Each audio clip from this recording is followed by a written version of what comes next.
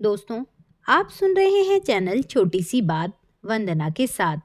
आज की कहानी है बहन हूँ बोझ नहीं। तो चलिए कहानी शुरू करते हैं। माँ, ओ माँ, कहाँ चली गई? आप दिखाई नहीं दे रही। प्राची कॉलेज से आते ही अपनी माँ को ढूंढ रही थी कि तभी अंदर से भाभी रवीना निकल कर आई और बोली, क्या हो गया, इतना क्यों चिल्ला रही हो? भाभी, माँ कहाँ चली गई? कहीं दिखाई नहीं दे रही। अरे मुझे क्या पता, तुम्हारी माँ है, तुम जानो।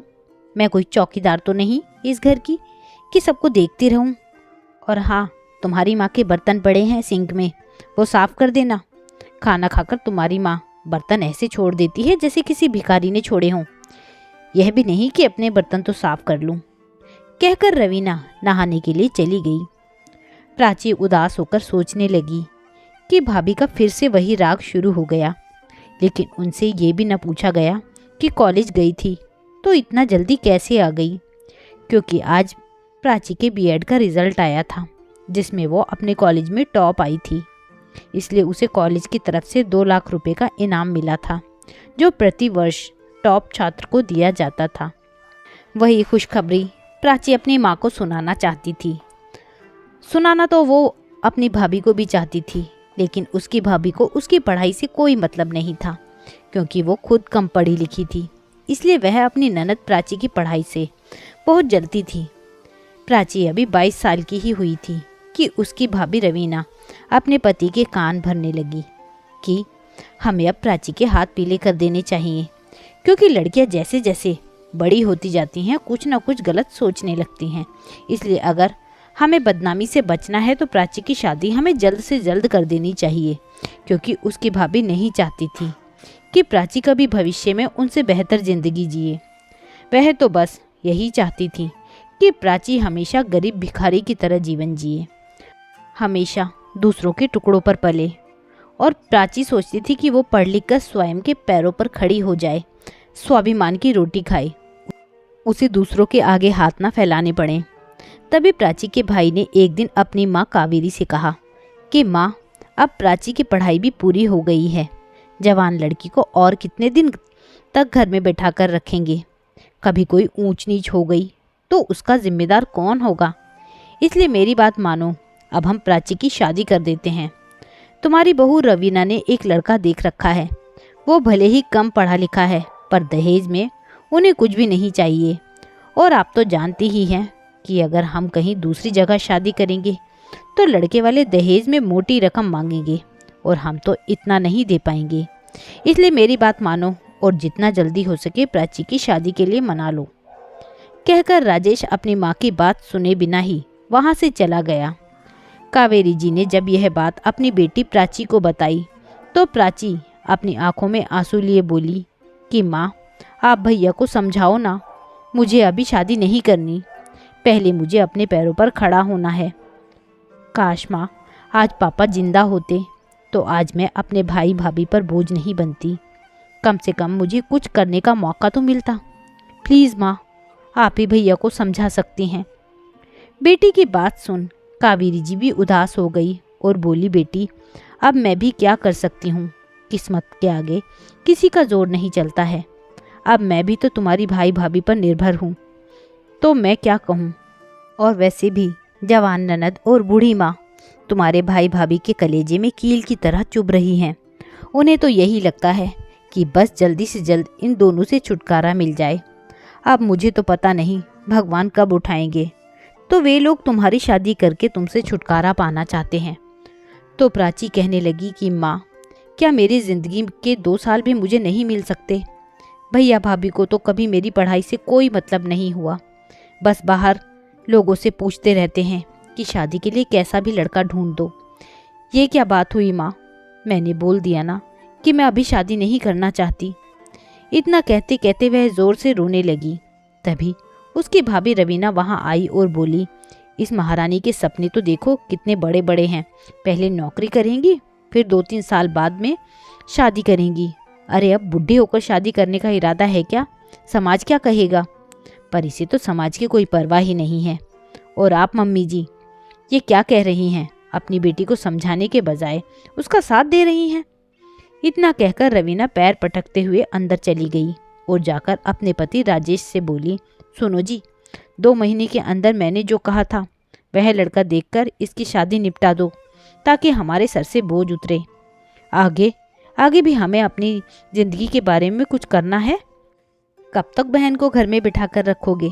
और वैसे भी आपकी माँ का बोझ क्या कम है जो अब इस जवान बहन को भी घर में बिठा रखा है। मैंने बोल दिया ना, बस जल्दी से जल्दी इसे यहाँ से विदा करो।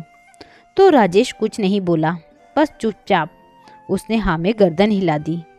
तभी प्राची ने अपने भाई की तरफ उम्मीद भरी नज़रों से देखा और बोली, भैया, बड़ी मुश्किल से मैंने बीएड की है।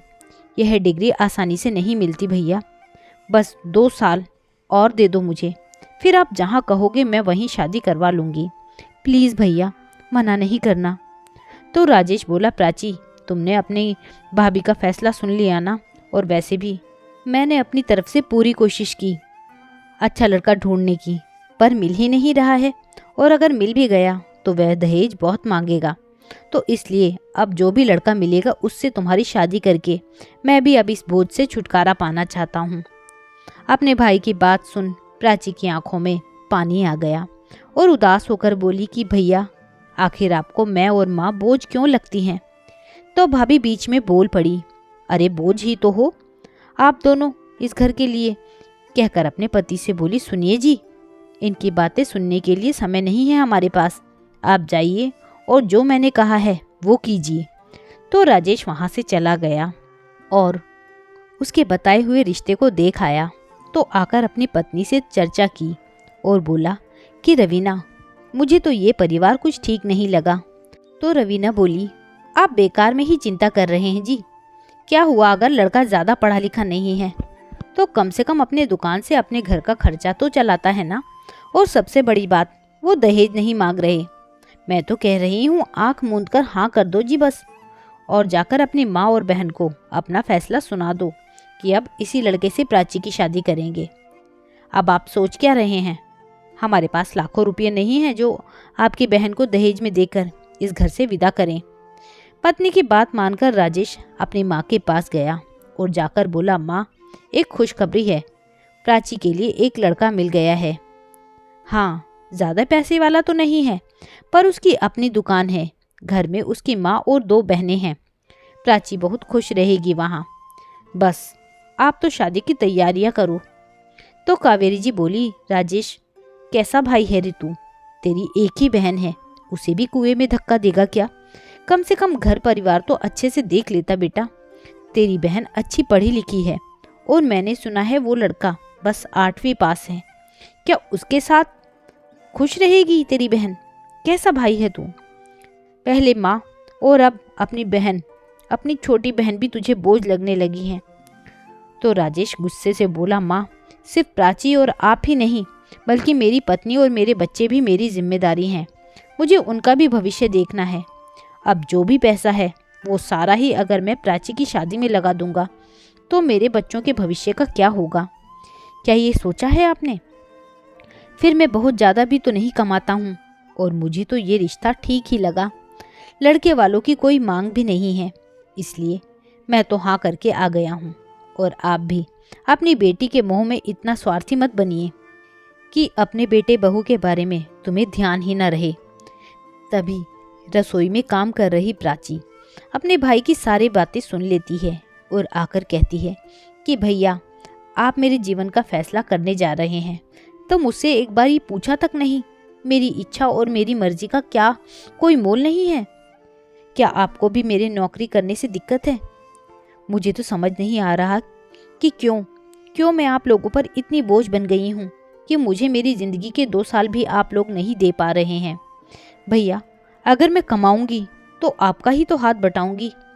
तभी रवीना आई और बोली, देख रहे हो इसकी कैसे जुबान चल रही है? अब तो बस इस पर लगाम कसने की देर है, वरना देखना हमारी जग हंसाई करवाएगी ये।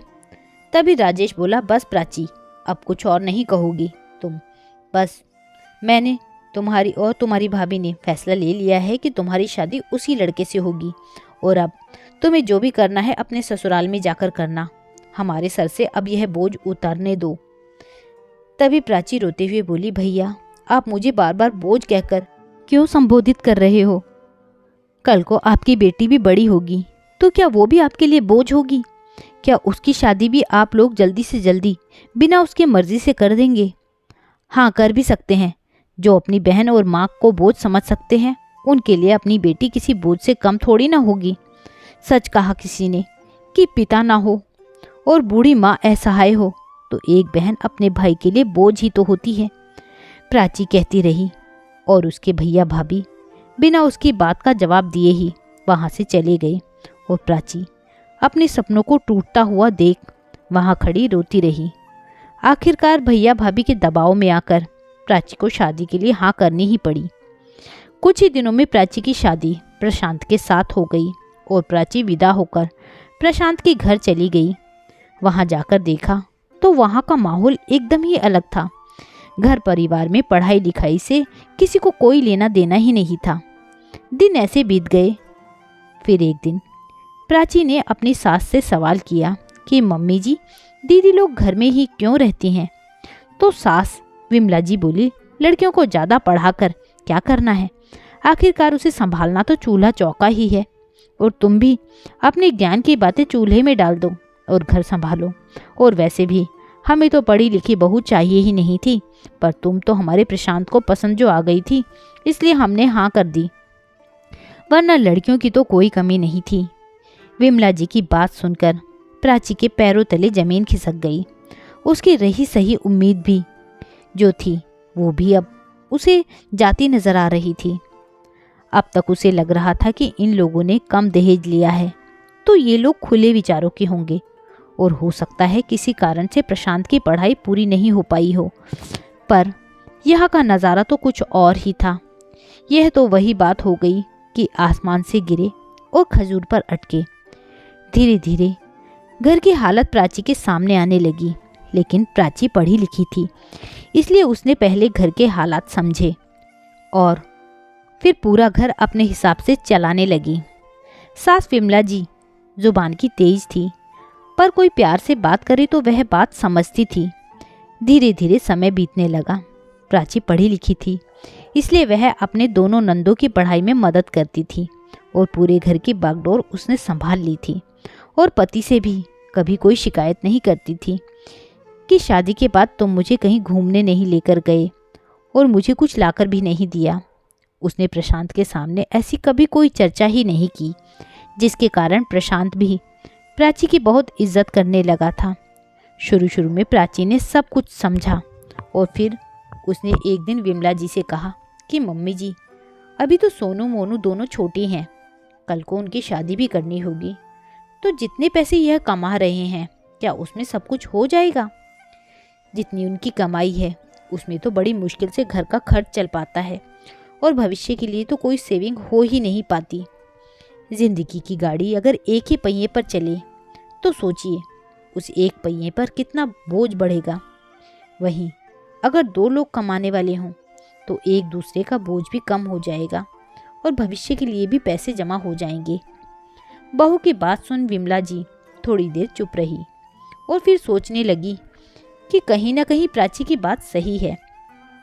आखिर प्रशांत भी तो अपनी ज़िंदगी जी ही नहीं पा रहा है, कोई खुशी नहीं है उसकी ज़िंदगी में।